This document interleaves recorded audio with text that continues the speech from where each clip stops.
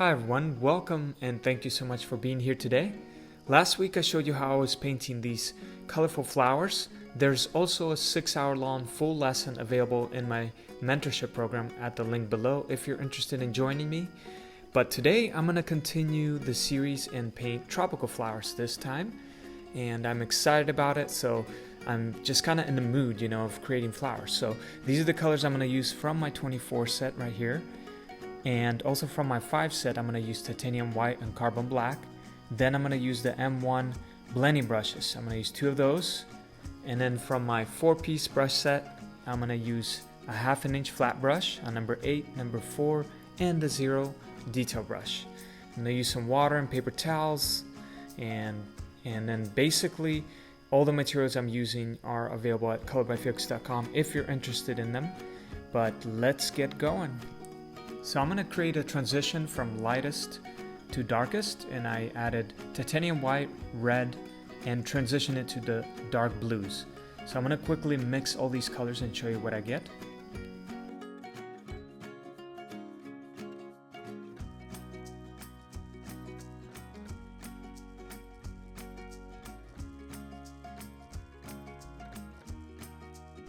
So these are the colors I have mixed. I'm going to use my blending brushes to lay out my first coats on the canvas, and I'm using a 14 by 18 inch canvas. So first thing, I'm going to pick up one of my M1 blending brushes, dab it all the way in the water and squeeze part of the water out, and I'm going to pick up the lightest color, and so I'm going to start painting. So basically every time I move my brush away, I am dabbing just slightly into the water and picking up more color, and then I'm going back and forth and adding all the colors from lightest to darkest. So I chose to have the brighter area in the middle, and then I'm gonna go and create darker tones on the sides of my canvas. So I'm gonna lay out the colors first quickly, going back and forth, dipping my brush in the water, picking up colors and quickly laying them down.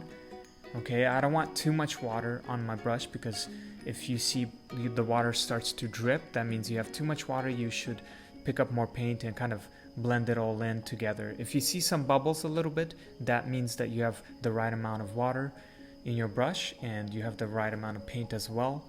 So you have time. Water helps to keep the acrylics stay wet longer, so it gives me time to lay out all the colors first like this, and then once I'm done laying everything out, I use my dry M1 blending brush to gently blend everything in.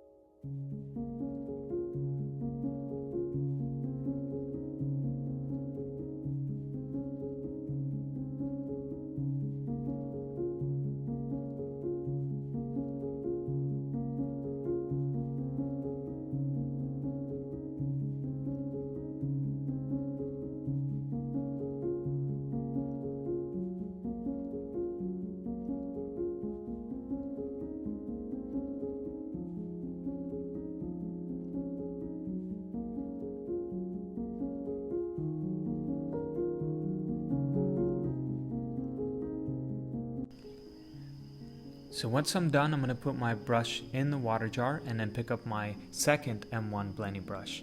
And I'm going to start blending softly, swirling, and gently pressing, not too rough with it, and starting from the lightest area, right, the brightest area, and working my way outwards from lightest to darkest.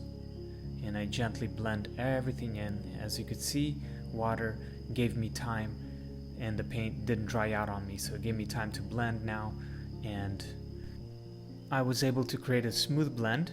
So basically I washed my blending brushes so they won't sit in the water too long, and then I dried out my canvas, because you always want to, for acrylics, I personally like to work when the canvas is dry to add more layers. That way you're not pulling off the paint that you added already, because if you're working when it's still a little wet, you're going to pull off paint and it's just going to be a mess. So make sure your background is dry, your blend, and then you can go ahead and start adding on top of your blend, right? So I mixed more colors, and I'm gonna create like a bluish big flower here. And by the way, I did mention that I was gonna paint pink flowers. Well, in the beginning, basically what happened was I had this idea to paint this big blue purplish flower, right? And I was excited about it, so that was the first original idea, right? So I was painting that, and then it took a couple days to do, took breaks and things like that. And then I was just looking at it, and then for some reason it just didn't feel right to me, so I decided to change it, and that's when I decided to do pink flowers. And that's what you'll see later on in this video, how I changed it and what I added next. But here I am just sketching out my placements of my flowers where I want it to be, right? And that's what I usually do. I usually kind of sketch out my idea first and then lay all the colors out, and then quickly, and then I go back and like start really adding more details and and covering everything and adding, because everything's about layering. And I always say this, but that's how you can create a nice detailed piece, right? Is when you add more layers to your painting. So that's what I'm going to be doing here. I hope you enjoy this process, and remember to stick around and see how I change this painting. Halfway through this video, you'll start to notice I will change it completely.